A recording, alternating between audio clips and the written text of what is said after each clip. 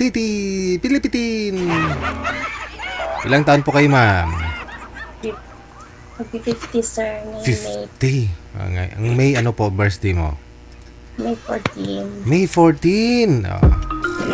Happy birthday. Okay. Thank you. Happy ka po ba? Sa buhay mo? Masaya ka naman sa buhay mo? Po? Masaya ka naman sa buhay mo? Ay, oo. Sir. Okay. So, anong gusto mo paglaki mo?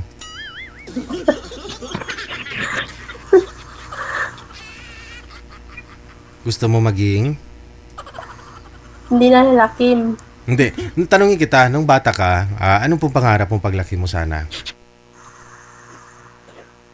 Siyempre, gusto makakain ng masarap na pagkain. Parang gano'n. Okay. Pero nagawa mo naman yun. Nakakain ka na ng masarap na Ay, pagkain. opo. Anong lasa? May masarap, may maasim, gano'n. Okay. Alat, or Alat. lahat ng lasa na natikman ko na. Tikman mo na. May maasim, may maalat, may matamis. Anong gusto mo doon sa mga natikman mong pagkain? Matamis pa Ano, ba? baby?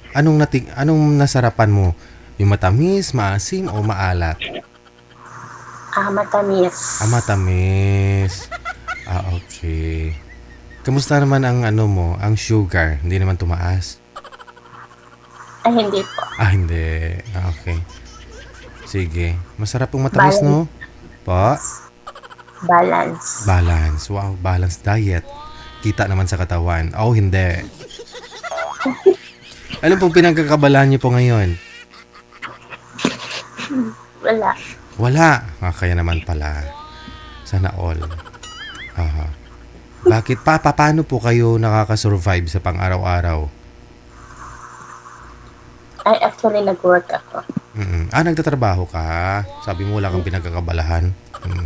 Nagtatrabaho ka po saan? Dito sa Makati, sa condo. Sa Makati sa condo. Okay, sige. Ano man po trabaho mo dyan sa Makati sa condo? Housekeeping, sir. Bali ho, isang kwarto lang po yan? Isang unit lang po ba? O ilang floor yung nililinisan mo? Ang kwarto lang. Okay. So, may kasama po kayo dyan, amo mo? Opo. Okay. So, hindi naman ganun kalaki yung kwarto, yung di ba? Yung condominium, yung mga unit. Maliit lang. Carry. So, relaxed pa rin, di ba? Mas maba pa rin po yung pahinga. Opo. Now, ano po ba? Hiwalay kayo, ma'am? Ano, Deji? Hiwalay ka na sa asawa? Opo. Ilang taon na po kayong hiwalay? 3 years. 3 years ka nang di nakatikim ng matamis. Okay. Kasal po kayo noon? Sir? Kasal po kayo? Opo. Ba't naman ho kayo naghiwalay? Naging toxic na.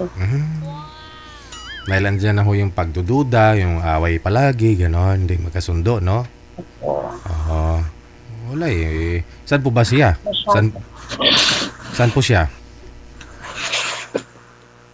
Sa Surigao. Tapos lumuwas ka ho dito sa Maynila? Nagtrabaho?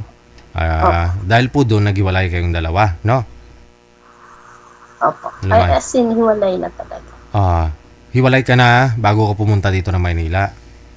Opo. Opo. Ilang taon na ho bunsong anak po ninyo, ma'am? 2 taon. 2 taon pa lang po yung bunsong anak mo? Ay, yung bunso. Nabing ako, sorry. 16 na po. 16 na. Okay. Doon ho sa province kay mister mo? Opo. Okay. So, official lang ho kayong hiwalay. Pero hindi pa yun mo, no? Or legit kasi nga, kasal po kayo. Hindi naman ho kayo anal, no? Oo, mahirap mag-anal ng teaching. Hindi eh. Madali lang. Basta may 1 milyon ka, bukas anal ka na.